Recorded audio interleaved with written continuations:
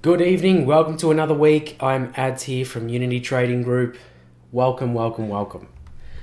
So a bit has happened over the weekend and not a lot of pullbacks, happening in the grand scheme of things.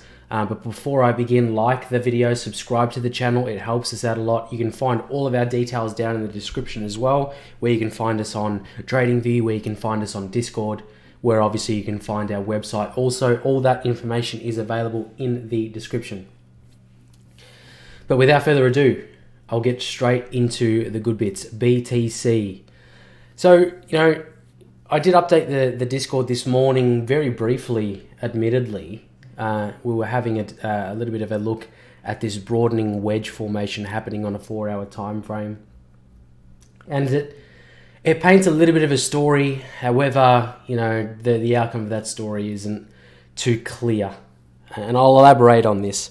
When what I mean by this is with a broadening wedge formation, especially when we've got it, ascending like this, it's really a 50-50 shot in the way of, I've seen it and I've done a bit of research over the course of today just to refresh my memory on ascending broadening wedges, and I suggest you do the same as well. A couple of Google searches can get you where you want to be. But I've seen, outcomes like that play out. I've seen outcomes like this also play out. So there's no definitive real direction on, this broadening wedge formation, unfortunately.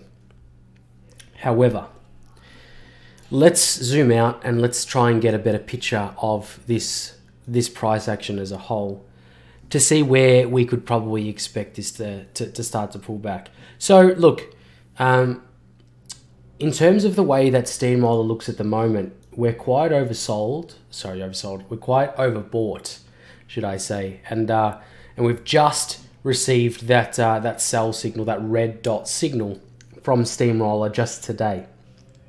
And of course, if the market moves erratically up in the upwards direction, that dot will disappear. So that'll only stay on the chart at candle close, which is obviously 15 hours from now.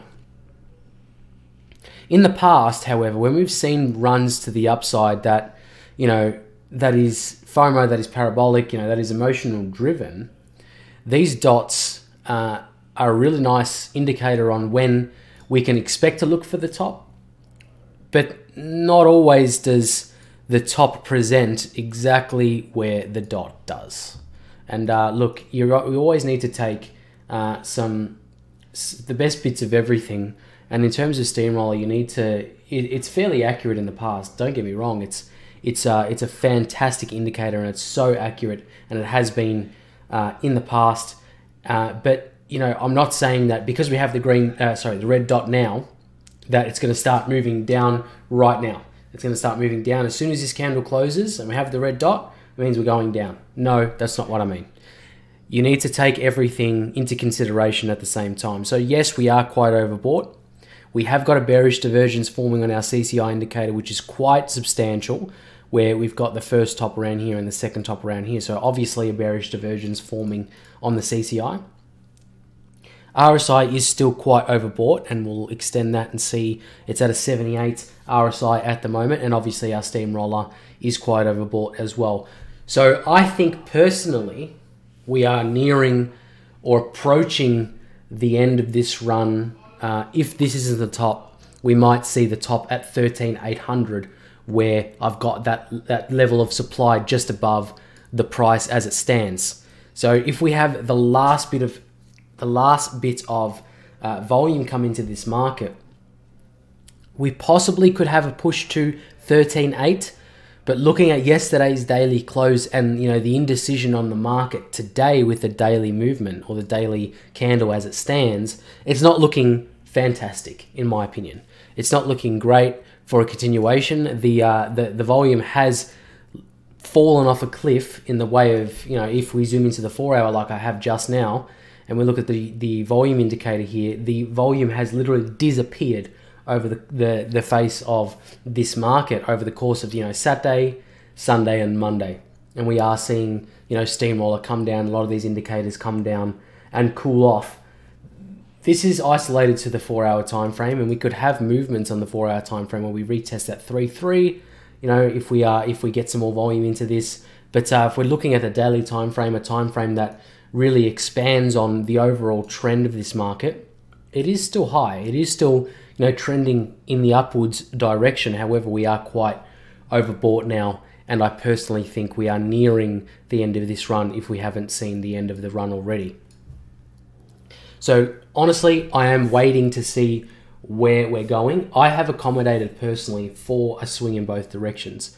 I've accommodated for a possible move to the upside, although honestly I'm not heavy in a BTC position at the moment.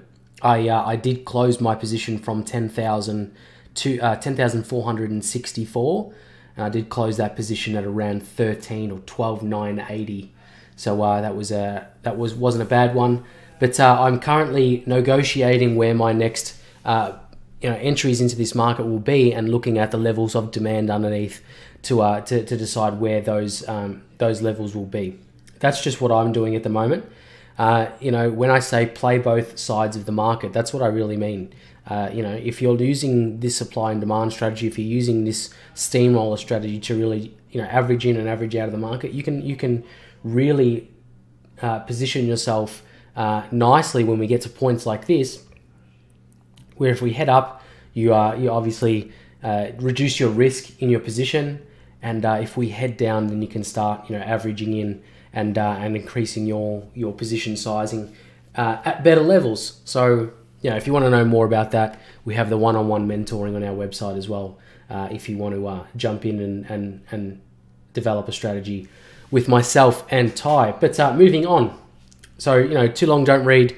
We could head up to 13.8, but more than likely we are nearing or approaching the end of this move, and I'm looking for levels underneath, and those are designated by my levels of demand that I've got drawn in. Most notably, before I move on, most notably it'll be the level here that we've retested once already at 12,750.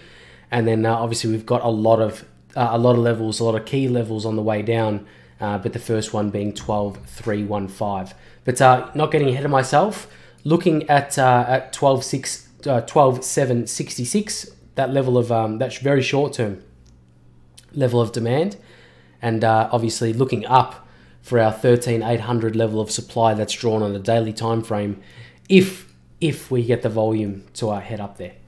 So moving on. We'll have a look at Ethereum, and let me bring up the right one there. So ETH very much in the same boat as BTC. However, it's got a little bit of a different pattern forming. As you can see, we are in a descending channel there.